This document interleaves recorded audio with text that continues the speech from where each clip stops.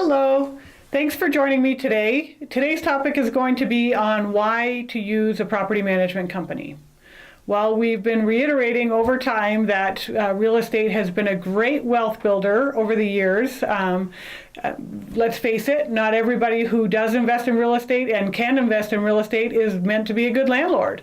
This is when hiring a property management company can absolutely come in useful. Now, hiring a property manager allows the owner/investor to pass off the responsibilities of successfully managing, maintaining the asset and keeping it viable and making sure that it continues to appreciate. Besides, if these things don't happen, what's the point of investing in real estate in the first place? Did you know that most new investors get out of real estate investing for property management reasons? Because they don't know what they're getting into all up front, and they create a lot of headache and hassles. Next thing you know, they're selling and getting out because they're just not good at a landlord. Doesn't need to be that way. Here's a list that we put together of some things you do need to be good at if you're going to manage your own properties, and we'll go through them one at a time. Number one, you need to be handy. Now, you don't need to be a skilled tradesperson, but you do need to know how to fix simple things. This will go a long way in staying on top of things with your own rental properties. Number two, proper vetting. This is important because you need to do a proper application process with your tenants so you know who you're putting into your property. You need to do the criminal background checks. You need to do the employment verifications. You need to do the previous landlord reference. All important things so you know who your tenants are. Number three, knowing when to be tough. And this is a big one. This is when a lot of landlords drop the ball. And in my opinion, being a good property manager or a landlord is much like being a parent. You need to know when to be tough.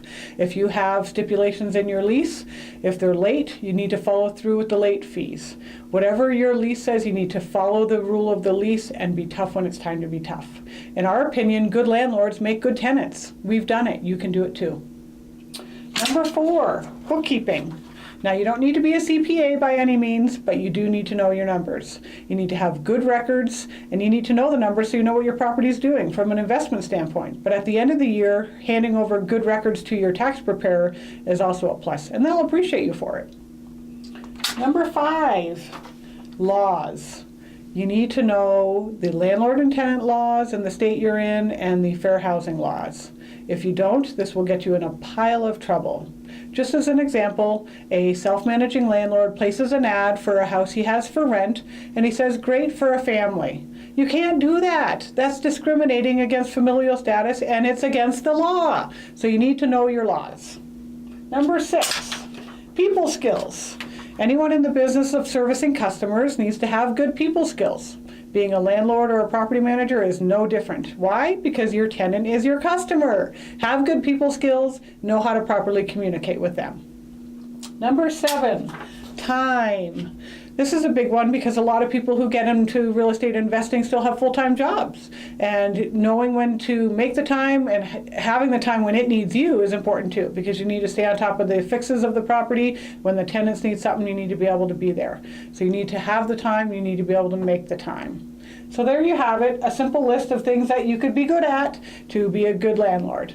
Now, if you see on this list that you're not strong in some areas, or you just plain don't want to do them, that is the reason to hire a property manager, because they will do these things for you. Yes, you do have to manage them, but managing them is a whole lot easier than managing the list, because that's what their job is to do. So we hope you found this video helpful and the list helpful. As always, leave your questions and comments in the comments below. We always want to hear your feedback. And until next time, thank you for joining me. Hey, I almost forgot. Don't forget to like and subscribe to follow along with us. Thanks. Bye.